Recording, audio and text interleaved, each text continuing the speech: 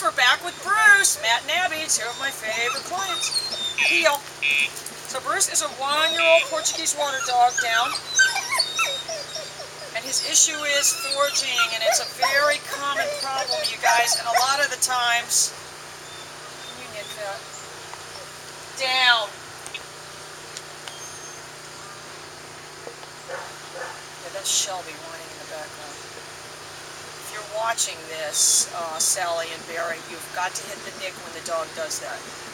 Alright, so what concept that we need to develop with Bruce is something we call being light on the leash, so that we disallow any pulling on the leash, and we can make the dog move backwards.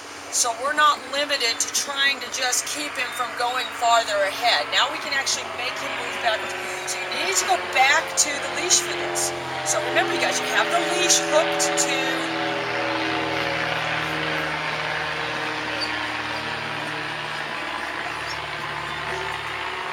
Yeah, we're right in the flight line for that big fly-in community over there, you guys. Anyway, sorry. So, you've got the leash hooked to the e-collar, and you've got the box opposing where the leash is hooked, and you're going to coordinate your nick or your page with any pressure on the leash.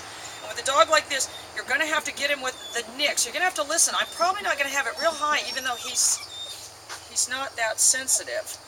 But we're going to work on this. We're going to be very deliberate. What a lot of people do is just kind of take off and say heel. We need to be very deliberate. We were talking about this the other day a little bit with Ellie, but Bruce, heel, good. Wonderful. Wonderful.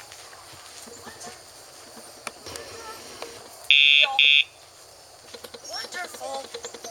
What I'm doing, you guys, is I'm getting the advantage because I'm making this arm disappear behind me. Good boy. He's a wonderful dog. Isn't he fancy, this one? He's a fancy dog. Alright, so this arm's going to disappear.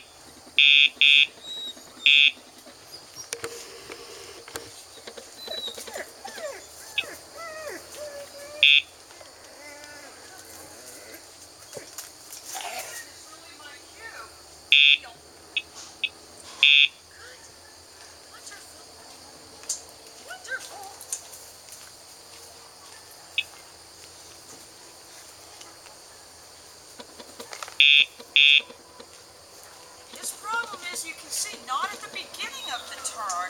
His problem is at the middle of the turn. He's way out of position because he's having a little bit of forward motion. So we've got to get him to move back. See how this arm is completely out of his line of sight. Then it's going to reappear right here.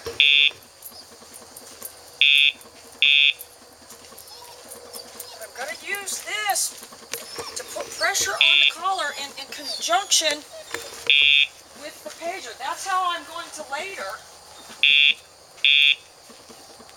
down. The other thing we're going to teach him, you guys, and I know it seems like they all just lay there, you guys, but they don't. It takes a lot of work, and I'm going to tell you that the biggest mistake, we're going to do a video on this too, because we're going to do a video on the biggest mistakes that people make. Is not using the tether. So you've got to use that tether just as a way to exercise control. Alright, but the other thing we want to do with this dog is get him to return to heel. Everything we're going to do for this week anyway, this following week, is involving moving, down, moving backwards. Heel, heel, down, heel, down. Wonderful. Wonderful.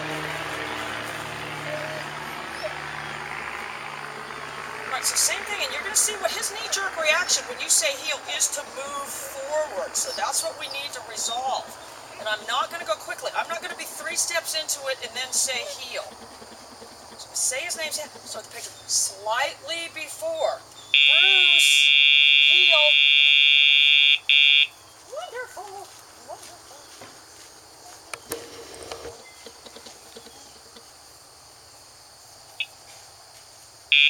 See how I coordinated my nick with the little top of the leash?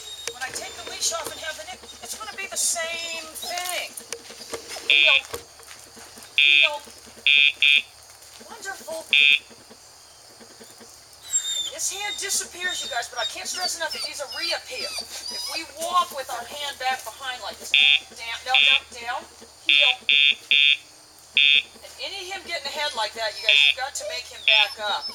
Oh, he's a wonderful dog. He's a little fancy one, this one. Down. So I'm going to have him return to the stationary handler. Bruise, heel.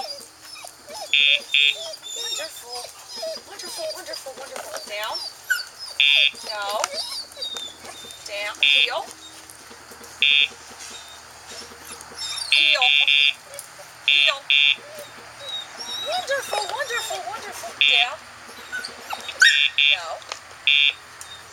So remember, you guys are going to fix little things like this on the leash first, and then we'll progress to doing everything off the leash. Bye, you guys.